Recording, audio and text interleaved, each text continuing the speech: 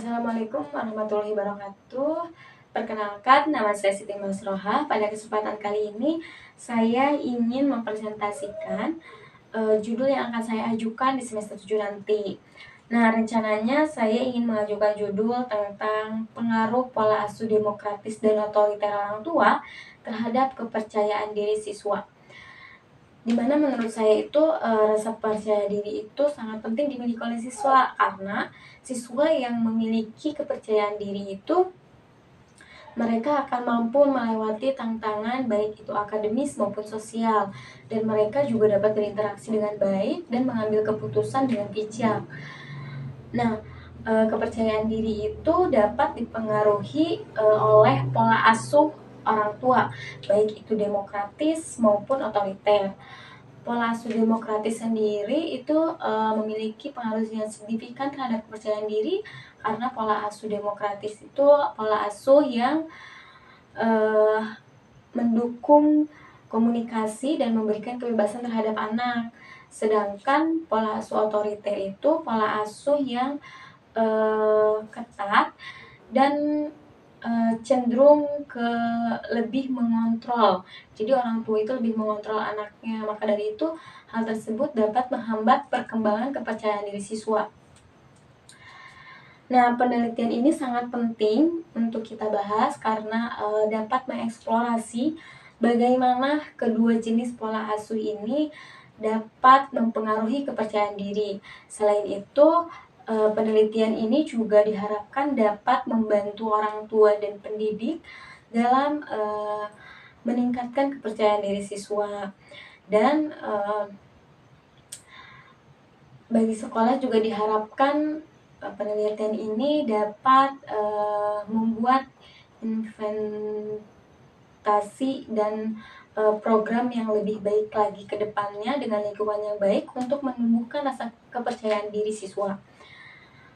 Untuk manfaat penelitian ini, bagi saya sendiri itu menambah wawasan saya tentang penelitian yang akan saya ambil, bagaimana penerapan pola asuh yang baik terhadap anak untuk menumbuhkan rasa percaya dirinya, terus bagaimana kita membuat anak lebih percaya diri dengan bimbingan-bimbingan yang baik ke depannya, dan manfaat juga untuk orang tua memberikan pelajaran bahwasannya pola asuh yang baik itu pola asuh yang membebaskan anak atau memberikan anak kepercayaan sehingga anak bisa jauh lebih percaya diri dan memberikan anak dukungan, serta penelitian ini bermanfaat untuk pendidikan, karena dari penelitian ini diharapkan bisa menumbuhkan rasa percaya diri dan lebih siap lagi menciptakan anak-anak dengan generasi muda yang lebih percaya diri dengan hal apapun. Untuk teorinya, saya menggunakan teori psikososial dari Erik Erikson, terus ada pertumbuhan dari Maslow, dan ada self-efficacy dari Bandura, dan ada teori-teori lain dari Bandura yang menyatakan bahwasannya kepercayaan diri itu sangat dipengaruhi oleh pola asuh demokratis. Jadi pola asuh yang baik itu yang dapat menumbuhkan kepercayaan diri itu mereka yang mampu memberikan dukungan, memberikan pujian, terus memberikan semangat kepada anak, dan itu membuat anak lebih percaya diri lagi. Nah, berikutnya ada kerangka berpikirnya. Di sini saya akan meneliti pola asuh yang dibagi menjadi dua jenis, yaitu pola asuh otoriter dan pola asuh demokratis, di mana nanti kedua pola asuh ini berpengaruh atau tidak berpengaruh signifikan terhadap kepercayaan diri. Jadi sudah jelas ya di sini dua jenis pola asuh itu jadi variabel X. Jadi variabel X1 dan variabel X2. Dan di sini ada kepercayaan diri yaitu variabel Y. Nah, nanti saya akan melihat bagaimana pengaruhnya antara kedua jenis pola asuh ini terhadap kepercayaan diri. Seperti itu ya. Terus dilanjut, saya menggunakan penelitian dengan metode kuantitatif karena sudah jelas bahwasannya pengaruh pola asuh demokratis dan otoriter orang tua terhadap kepercayaan diri itu masuknya ke kuantitatif. Nah, dari kuantitatif ini saya melakukan teknik survei. Jadi untuk mengambil datanya saya survei terlebih dahulu kepada tempat yang akan saya teliti nantinya. Terus selain survei, saya juga melakukan observasi karena saya akan meneliti tingkah laku atau kebiasaan, kepercayaan diri termasuk tingkah laku ya. Bagaimana mereka berinteraksi di sekolah, bagaimana mereka belajar di sekolah, bagaimana kegiatannya di sekolah setiap harinya. Dan saya akan melakukan survei dan observasi ke tempat tersebut. Setelah itu,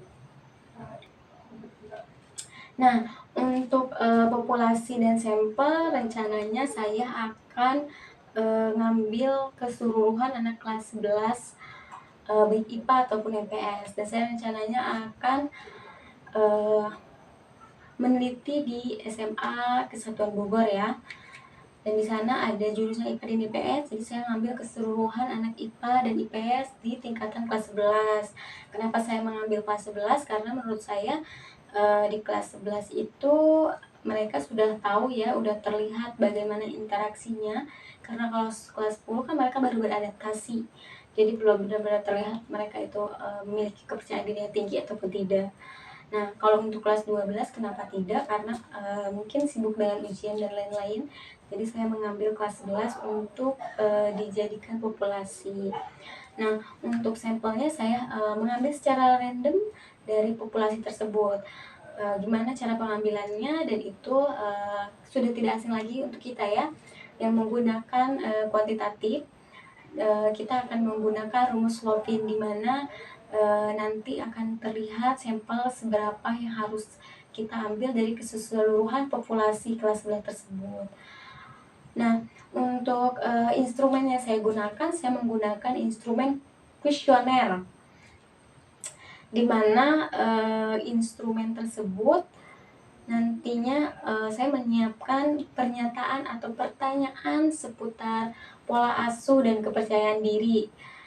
Di dalam instrumennya, kuesioner tersebut akan saya sebarkan melalui Google Form, di mana saya akan menyebar pertanyaan-pertanyaan atau pernyataan-pernyataan tersebut melalui link Google Form yang akan diisi oleh responden yang dari sampel yang saya butuhkan. Nah, dari Google Form pengisian kuesioner itu sudah ada petunjuk pengisiannya, sudah ada identitasnya, dan butir-butir pernyataannya. Dan di sana penilaiannya saya menggunakan skala Likert, di mana di sana ada pilihan 1 sampai 5 yang dinyatakan sangat tidak sesuai, netral, sesuai, sangat sesuai. Nah, dari sana mereka akan memilih pilihannya. Nah, dari pilihan itu nanti yang akan masuk ke dalam Excel saya otomatis. Dari sana kita dapatkan datanya. Dari data tersebut kita mengolahnya kembali menggunakan teknik SPSS.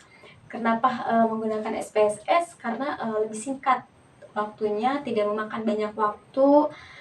Karena kalau menggunakan rumus-rumus memakan waktu yang sangat banyak untuk mengetahui uji reliabilitasnya, uji validitasnya jika menguasai rumus memakan waktu yang lumayan lama ya. Tapi kalau SPSS saya rasa tidak, dan itu cukup membantu untuk penelitian ini. Kenapa harus uji reliabilitas dan validitas? Karena di uji reliabilitas ini kita bisa tahu bahwa uh, segimana reliabelnya pernyataan yang saya berikan kepada responden, dan sebagaimana validnya pertanyaan yang saya kasih kepada responden. Tidak hanya itu, saya juga menggunakan uji korelasi, di mana di uji korelasi itu saya akan mengetahui kekorelasi sebuah pernyataan-pernyataan, data-data yang saya ambil. Uji korelasi itu mengacu kepada uji T ya, dan di sana kita bisa mengetahui